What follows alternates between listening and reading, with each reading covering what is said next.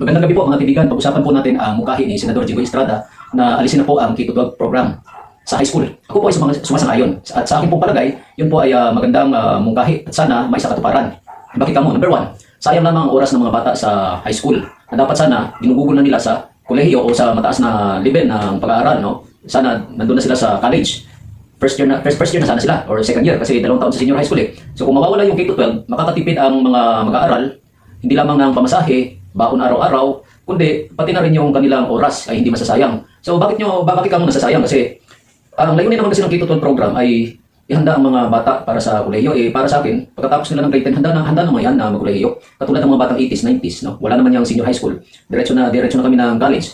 Hindi naman kami nahirapan mag-adjust. Tapos, pangalawa, nadodoble ang pagturo sa mga subjects. Kasi yung mga subjects na pinagdaanan na nila ng grade 11 sila at grade 12, talagang babalikan na naman uli nila na napag-aralan na nila. So sayang, no? Sayang na naman yung oras nila, saka yung pera nila, at saka yung mga pinaghirapan nila, so nabaliwala. Yun yung pangalawang rason. Tapos pangatlong rason, sa aking palagay, personal ko lang po ito pananaw, hindi ko po sinasabi ako ay tama. Hindi po para sa mga bata ang senior high school, kundi para po sa mga magkakamag-anak, no? Mga magkakamag-anak. Sa akin po palagay, magkakamag-anak na mga guro na nasa loob ng Department of Education. Parang gumagawa sila kasi ng dinastiya.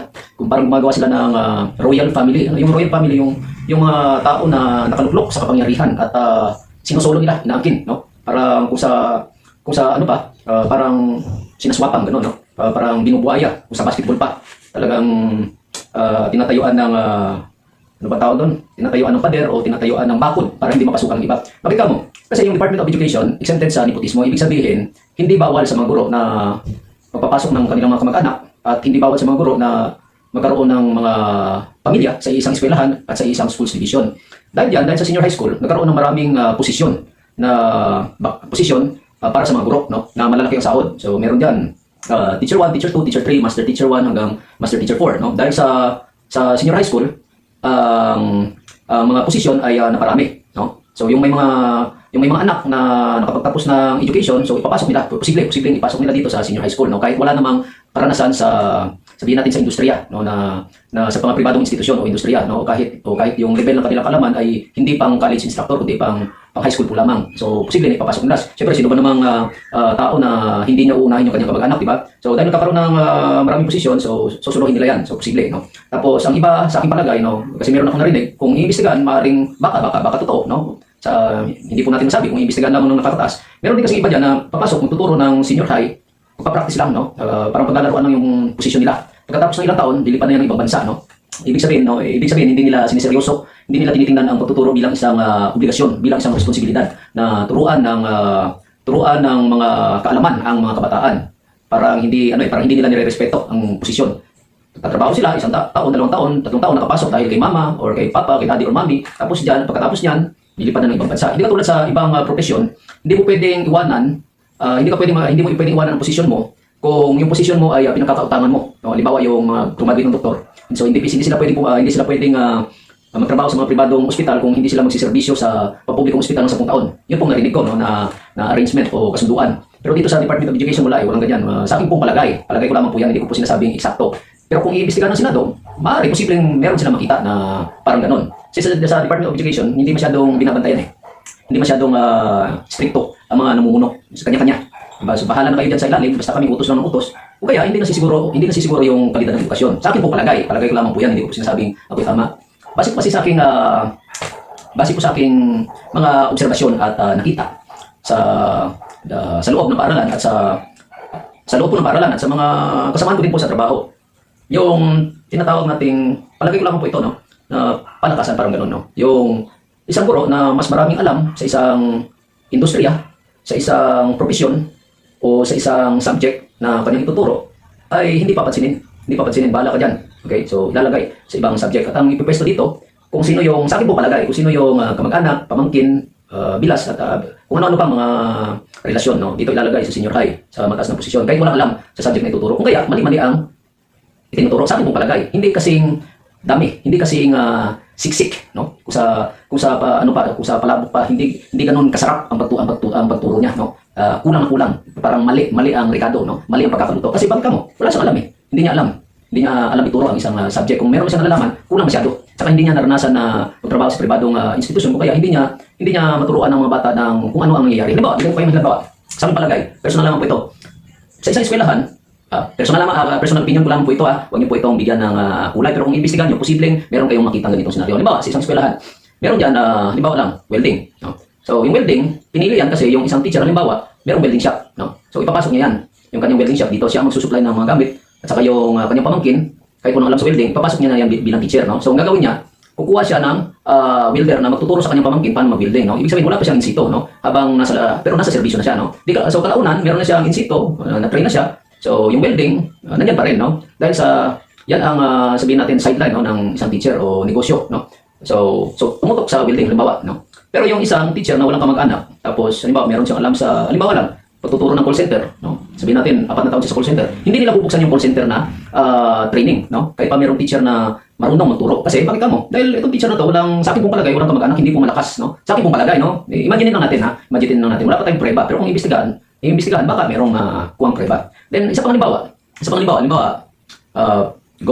Philippine Government and Constitution. So, yung isang teacher, wala talagang alam, no, sa batas, sa sistema ng gobyerno, no. Halimbawa, kanyang natapos is, halimbawa lang, TLA, pero yun ang ituturo niya. So, wala talaga siyang ideya. Pero yung teacher na kunwari lang, na political science graduate, nakapag-aral sa batas, no, meron pang doctorate, no, tapos, sabihin natin, may mga karanasan din sa pribadong industriya na talagang ibabahagi niya sa mga mag-aaral at saka desidido, no, masipag sa trabaho. Siyempre, hindi yun papansinin. So, tutok dito. So, sa madaling salita, sa akin pong palagay, no, yung senior high school, gumagawa lang yan ng mga posisyon. Binabudgetan lang yan. Binabudget lang yan para sa mga teacher na magkakamag-anak, no, para mabusog ang bulsa. Kasi ang laki ng sweldo, maraming bonuses. Siyempre, mas pipiliin nila dito, no. So, kahit si Senator Tulfo, nasabi niya yan na nag-aaral pa lang yung anak nila, meron ng posisyon sa pagtuturo, no. Hindi ko lang maalala kung anong hearing yun, basta nabanggit niya yun. Kung hindi po ako nagkakamali. Kung kaya, ang senior high school, nabubusog lamang dyan, yung mga magkakamag-anak na teacher. Pero yung pagmamalasakit sa mga kabataan na turuan sila at tulungan na magkaroon ng magandang kinabukasan, sa tingin ko, wala. Sa palagay ko, wala. Bakit ka? Kasi pagka-graduate ng mga yan, graduate ng welding, carpentry, ang dami na nilang welding, so saan mo sila ipapasok, di ba? So, anong industriya ang, saan kumpanya sila magtatrabaho? Magsisiksikan na sila. Paano kung marami ng welder? Paano kung marami ng carpentry? At iba pa. Tapos, ang kulang ng doktor, kulang ng guidance counselor, ganyan, no? Mga ganyang kurso. So, sila, naengganyo sila doon sa in situ sa carpentry na dapat sana TESDA ang nagtatrabaho niyan, no? Kasi ang ibig ko po sabihin, sana ang bata, pag grade 10, diretso na siyang kolehiyo. No? Sa kolehiyo, pwede siyang pumili kung anong kurso ang kukunin niya. Pwede siyang mag-teacher, pwede siyang mag-police, pwede siyang mag-psychology, pwede siyang mag-guidance counselor. At saka, dapat ang gobyerno, bago pa, especially sa Commission on Higher Education, dapat meron silang dapat na meron datos na kung saan alam nila kung ano ang kakulangan, kung anong profesyon ang kulang sa ating bansa. So, pwede silang magkaroon ng guidance, career guidance. Hindi sa high school, kundi doon na mismo sa bago mag-enroll ng kolehiyo. So, ang bata pwedeng kumuha ng 4 na taong kurso, pwede rin siyang mag-vocational. So, maganda dyan, yung tatak ng kanyang dokumento, hindi na pang high school, kundi pang college na, transcript of records na. Kasi kalimitan sa mga industriya, sa mga pribadong industriya, sa mga malalaking negosyo, malalaking kumpanya, yung hinahanap nila yung mga college level na college level, at least 2 years in college. So, hindi nila ganong pinapansin yung, sa akin po palagay, yung high school graduate. Baka sabihin nyo, sir, kuro-kuro lang yung sa'yo, wala ka namang basyan. Hindi nyo rin po masabi. Kasi dati din po ako ng HR manager, no? Kahit pa saan tayo magharap, kahit pa ipatawag ako ng Senado, may papakita ko yung dokumento ko na dati akong HR manager. Ano ba yung HR manager? Yan yung tumatanggap ng mga empleyado. So, tinitingnan ng HR manager dyan, sa mga posisyon ng mga carpentry, mga in situ, mas maganda, yung pipiliin nila yung college level. Kasi mas malawak ang kaalaman. Sa akin po palagay. So, yun yung naging basyan namin, yung college level. Kasi pagka sinabi mong college level, mature ng isip, tapos meron ng mga, sabihin natin, maliban sa mature ng isip, mataas na yung level ng kanyang pag-aaral. Kasi sa college, mas ano na sila mas independent na sila, at saka mas responsable na yung mga bata kasi nararamdaman nila na, college na tayo. At tutukanan na to, talagang trabaho na to. At saka pagdating sa dokumento, syempre bilang HR manager, tinitimbang din namin yung dokumento. So kung papipiliin mo ako, sa akin po palagay, yung card ng isang high school, at saka yung transcript of records ng isang college level, mas pipiliin ko yung college level. So baka sabihin naman ay sir, paano yan sir, kung college level nga, masama naman ugali. Paano nasabi na masama ang ugali? Judgmental? Kung naka-apak lang ng college, masama ka agad ang ugali. Paano kung, ibig sabihin, college level, masama ka agad ang ugali. High school, hindi masama ang ugali. Paano kung high school na nga lang natapos, masama pa ang ugali, di ba? So, double ang black mo, no? So, paano to kung college na, masipag pa sa trabaho, di ba? So, hindi natin maaring gawing basihan ang ugali kasi hindi naman natin makikilala ang tao sa isang sitwasyon lang, no? Sa isang araw lang, no? Sa katunayan nga, no, ang ibang aplikante tinatago nila yung kanilang pagkatao habang ini-interview. No, mapa-high school man yan o mapa-college.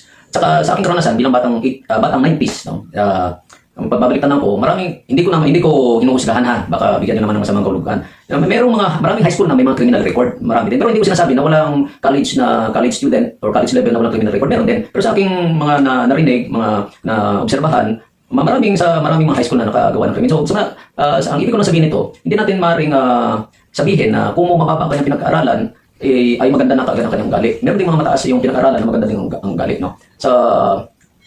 Bilang panghuli, balik tayo dun sa mungkahin ni Senador Jinggoy Estrada. Maganda yon kasi makakatipid ang mga mag-aaral ng pera, oras nila, no? At saka hindi nadodoble ang kanilang pagod. Kasi yung mga pinag-aralan nila, hindi na nila babalikan. At ang pinaka-importante, bibigat ang kanilang dokumento. Kasi pagka transcript of records na ang kanilang ipipresenta sa mga malalaking kumpanya, mataas ang tsansa nila na makapagtrabaho kumpara sa high school card o high school diploma na kanilang ipipresenta. At saka maganda yan kasi ang ating ekonomiya, kailangan ng mga bata na umaangat ang level ng talino ng pagpupursige. At yan ay nangyayari kapag sila ay nakaapak na ng college. At sa akin po palagay, tsaka makakatulong din yan na kapag nabuwag na yung senior high school teacher din po ako, pero pabor ako na mabuwag yan. Kasi tingnan mo, ang mangyayari sa mga bata kapag nabuwag ang senior high school, magiging sobrang saya nila. Bakit kamo? Kasi pakiramdam nila na iniwanan na nila yung high school na mindset, iniwanan na nila yung baitang na puro mga bata, no? Lilipat na sila sa bagong yugto, no? Bagong kabanata ng kanilang buhay o bagong kabanata ng kanilang pag-aaral, no? Bagong baitang. Parang nasa panibago na silang mundo, nasa panibago na silang institusyon. Nandun ang saya. Parang meron na silang achievement na, graduate na kami ng high school, grade 10, graduate na kami ng high school, college na kami. Ibang level na to. To the max na to, ika nga ni Rupa Mikin to. To the highest level na to, no? To the max na, no? So, mapipilang bata na mas mataas na yung pagtingin niya sa kanyang sarili, mas motivated na siya, mas inspirado na siya kasi college ng tao sa kanya college na. Ibig sabihin, talaga papunta na siya sa kanyang pangarap. 2 taon na lang, graduate na siya. Kasi grade 10, tapos first year high school, second year high school, kung magipit siya sa pera, sabihin natin hinto ng kaunti, 1 taon, pagbalik niya, 2 taon na lang, graduate na siya ng college. Maganda na ang kanyang dokumento, maganda na ang kanyang papeles sa pag-apply ng trabaho. So, yun naman po at sana maintindihan niyo po ang aking maintindihan niyo po sana ang aking mga personal opinion. At wala po sanang magagalit, no, sa mga kapwa ko guro dahil ito ay personal na pananaw lamang. Akin naman po ito. So, suportahan po natin ang panukala ni Senator Jinggoy Estrada, no? Pero baka sabihin ko naman, may partisan ako, may in-endorse ko si Senator Jinggoy. Hindi, yung in-endorse ko, yung hakbang niya na ituloy ang pagbuwag sa Tito 12 kasi nakakagulo lang yan sa isip ng mga bata. Yun lamang po at maraming salamat at until next time.